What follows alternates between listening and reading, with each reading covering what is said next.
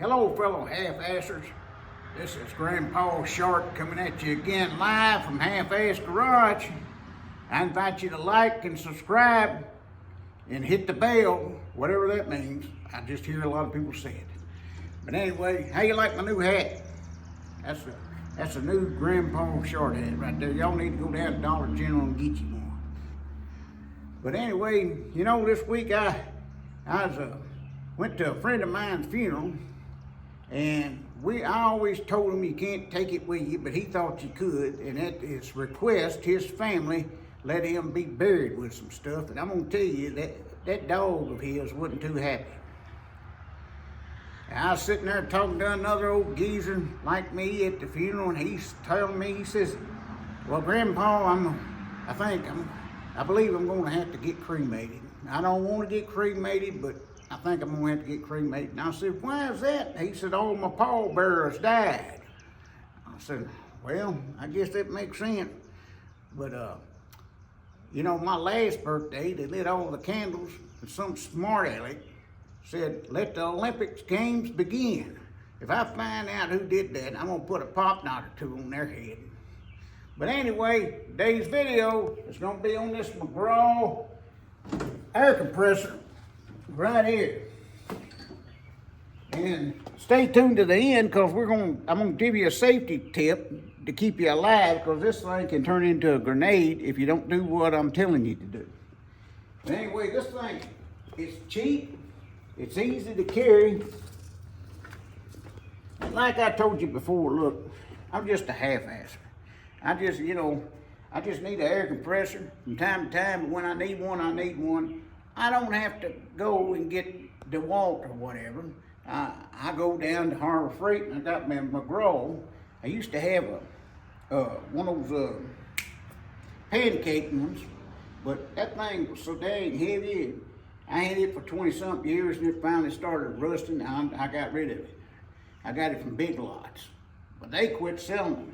So I went down to my local Harbor Freight and got me one with wheels on it where I ain't got to carry it no more like that heavy pancake one. And this thing is 8 gallons and it's cheap. And the thing, look, it run an air gun like nobody's business. And it'll also run a nail gun. I got a good friend of mine that bought one of these and roofed his house with it. It run a nail gun just as pretty as you please.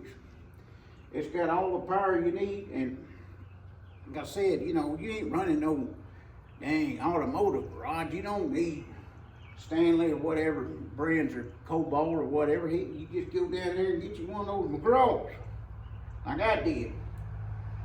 I wonder if that's the same company that makes the school books.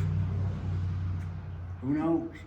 But anyway, I'm gonna give you a little tip, because if you don't do this, this thing will build moisture in it.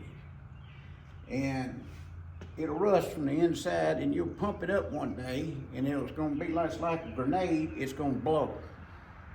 It's gonna have a weak spot in that tank because of rust, and it's gonna blow, and it's gonna shoot shrapnel out. You can see these videos on YouTube where it blew windows out, blew doors out, and threw shrapnel all over the place. This is what you do to keep that from happening. Now, you see on the bottom here, it's right here, okay?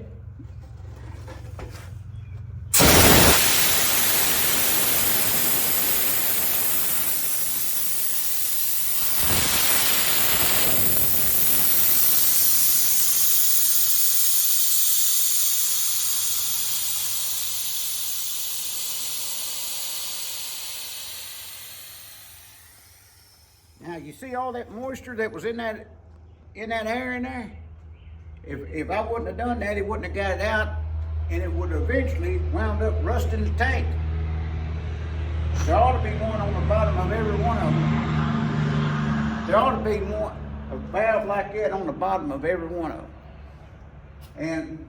But if you have a smaller one than this that don't have one, you can pull this out and let it out through here. It's just a lot easier to use that valve down there, and you see how much moisture was in there. So yeah, if you don't do that each time, what's going to happen is, like I said, it'll rust, And then you'll turn it on one day, and that weak spot will blow because it's got all that pressure in it. This thing has like 150 pounds of pressure in it, and it'd be just like a hand grenade went off when you shot. And I'm already ugly enough. I don't need shrapnel all in my nose and my eyes. I sure don't want them in my thighs. About ready to do the swimsuit model again, you know.